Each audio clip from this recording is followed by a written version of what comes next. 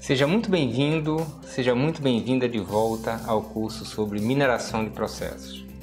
Meu nome é Ricardo Massa, sou professor associado do Centro de Informática da Universidade Federal de Pernambuco. Até o momento, nesse curso, nós temos utilizado algumas notações para representar o modelo de processos. Particularmente, nós utilizamos a BPMN, que é a Business Process Management Notation, e as redes de Petri. Nesse vídeo nós iremos apresentar uma nova notação que é denominada de Causal Net, ou simplesmente CNET, que foram criadas com o objetivo de oferecer um viés representacional mais adequado para a descoberta de processos do que as linguagens convencionais que nós vimos, as redes de Petri e a BPMN. Algumas técnicas de descoberta de processo, como por exemplo o AlphaMiner, que nós já estudamos, elas criam um modelo de processos, utilizando uma dessas notações convencionais, no caso do AlphaMiner, as redes de Petri.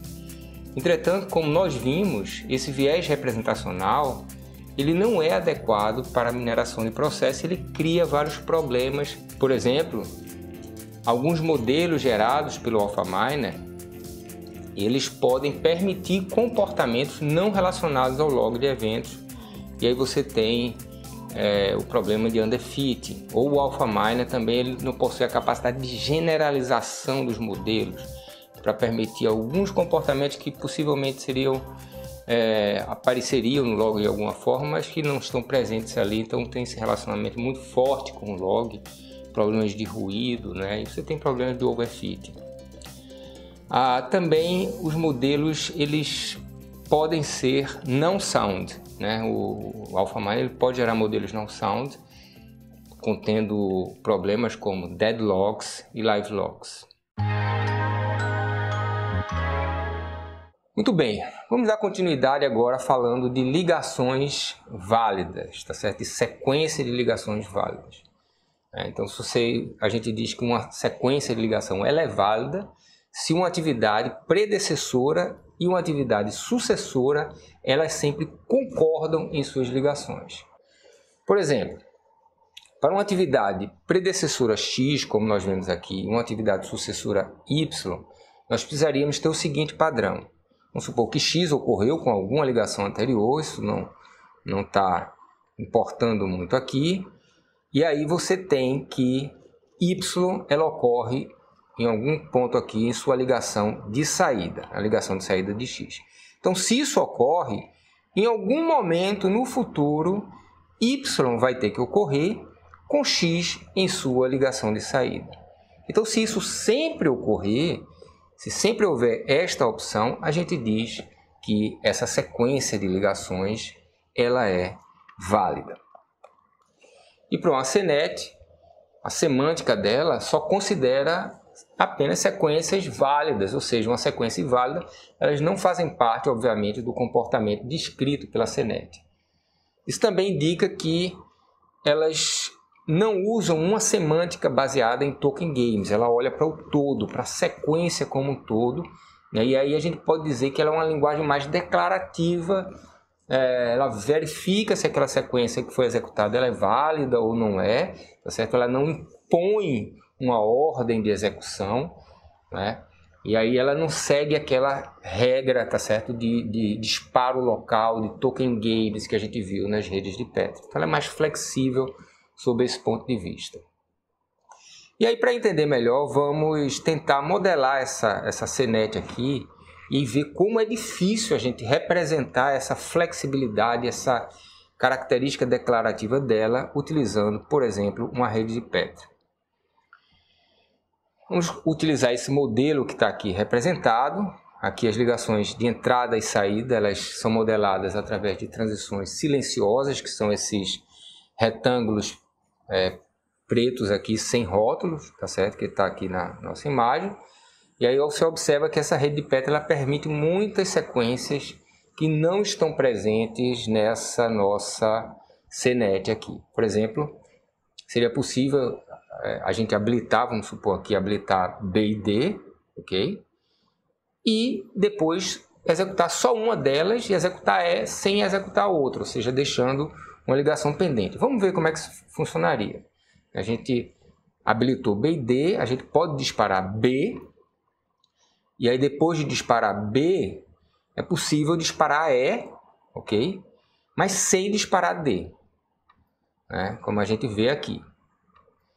E essa sequência de disparo, obviamente que ela não corresponde a uma sequência válida, porque ainda existem compromissos pendentes em nosso estado, né? O estado da rede, que seria justamente a execução de D. Agora, por outro lado, se a gente fizer uma restrição muito forte aqui, considerar apenas que sequências de disparo que começam com um token no lugar inicial A e terminam com um token no lugar final E, sem tokens nos lugares intermediários, aí a gente poderia dizer que, de fato, essa rede de Petri ela possui uma correspondência de 1 para 1 com as sequências válidas da nossa CNET, tá certo? Mas isso aí seria uma coisa que a gente teria que supor, imaginar que isso é verdade. Bom, vamos agora definir a noção de soundness em uma CNET, né? Uma vez que a semântica das CNETs elas já reforçam essa ideia de conclusão segura, né? Com base em toda a rede, sem olhar localmente para cada execução em particular, né? Você precisa apenas garantir que existam sequências válidas e que todas as partes da CNET elas possam ser, de fato, ativadas, né, por essas sequências válidas. Então, todas as partes da nossa CNET elas têm que ser, de alguma forma, atingível, né, por uma sequência válida. Então, essa é a noção de soundness, e a gente vai ver aqui duas redes que elas não são sound. Você pode olhar aqui a rede da esquerda e a da direita. A da esquerda não existe nenhuma sequência válida que permita ela executar. A da direita, embora a B aqui, embora possa haver sequências válidas, ela existe, ela tem algumas sequências válidas, mas tem situações em que uma determinada ligação nunca vai ser ativada. Vamos ver aqui pegar aqui aleatoriamente uma ligação de saída da atividade A. Digamos que a gente pegue aqui B e D na saída de A, essa ligação aqui. Então, crio essas duas obrigações, a obrigação de executar B com A na entrada e executar D com A na entrada. Certo? Então, cria essas duas obrigações. Se você olhar aqui para o modelo, não existe nenhuma ligação na entrada de E que tenha B e D em sua entrada. Certo? Não existe nenhuma ligação aqui que tenha B e D na sua entrada. Tem uma ligação que tem B e C na entrada e tem uma ligação que tem D na entrada, mas não B e D. Então você não pode simultaneamente reservar um voo e um hotel, por exemplo, que é o caso aqui que essa ligação anterior está nos informando. Tá certo? Reservar um voo e um hotel, mas eu não posso completar porque eu não tenho essa ligação aqui na entrada de E.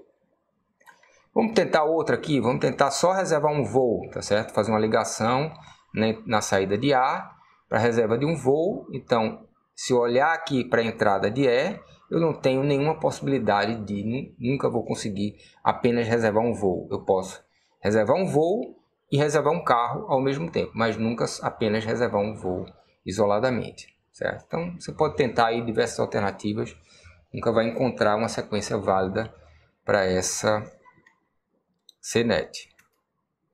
Já essa CNET aqui da direita, você observa que ela tem algumas ligações válidas.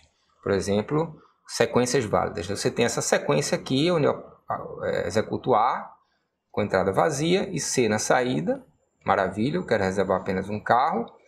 E eu observo que eu posso aqui, eu tenho na entrada de E a possibilidade de reservar apenas um carro, certo? Então, essa obrigação de executar C com A na entrada, ela vai ser cumprida porque eu vou executar C com A na entrada e depois posso executar a minha atividade E, que é completar a reserva, certo? Então, está aqui, crio essa obrigação agora de executar E com C na entrada, e eu posso plenamente cumprir essa obrigação aqui, executando E com C, né, na minha entrada, tá certo? Então isso é uma sequência válida, muito embora eu tenha sequências válidas aqui, eu tenho sequências que não são válidas. Por exemplo, eu posso executar A com B na ligação de saída, criando a obrigação de executar B com A na entrada, tá certo? Mas eu não vou conseguir atender essa obrigação aqui, porque eu só posso executar B com E na saída se houver uma ligação, tá certo? Se eu executar aqui, né, B com E na saída, eu tenho essas duas possibilidades aqui, ok? De executar reserva de voo, reserva de carro e reserva de hotel, que seria essa ligação aqui, ou apenas reserva de voo e reserva de hotel, certo? Então, não conseguiria cumprir a obrigação que foi criada após a execução de A com B em sua ligação de saída. E aqui, finalmente, a gente vê uma CNET, que ela é sound, mas não existe nenhuma rede de PET sound que vai reproduzir exatamente o comportamento observado nessa CNET, tá certo? Ou seja, representar o conjunto de sequências válidas dessa CNET. As causal nets, como nós iremos ver nas próximas aulas, elas são particularmente adequadas para a mineração de processos. Isso se deve à sua natureza declarativa e à expressividade da linguagem que ela utiliza. Nós acabamos de ver uma CNET que ela não tem uma representatividade não consegue ser representada por uma rede de PET. Então a CNET ela consegue ter essa expressividade sem introduzir todos aqueles tipos de elementos adicionais que nós temos nas redes de Petri, nas BPMN, né? São os lugares, condições, eventos, gateways e por aí vai. A gente tem várias abordagens, tá certo? De descoberta de processos e verificação de conformidade também, que elas usam a representação que é similar à CNET, tá? E aí nos próximos vídeos nós iremos estudar os algoritmos de mineração de processo, em particular vamos ver na próxima aula, que é o Heuristic Miner, e que resolve, utilizando a CNET, alguns dos problemas que nós vimos com o AlphaMiner. E eu espero te ver por lá.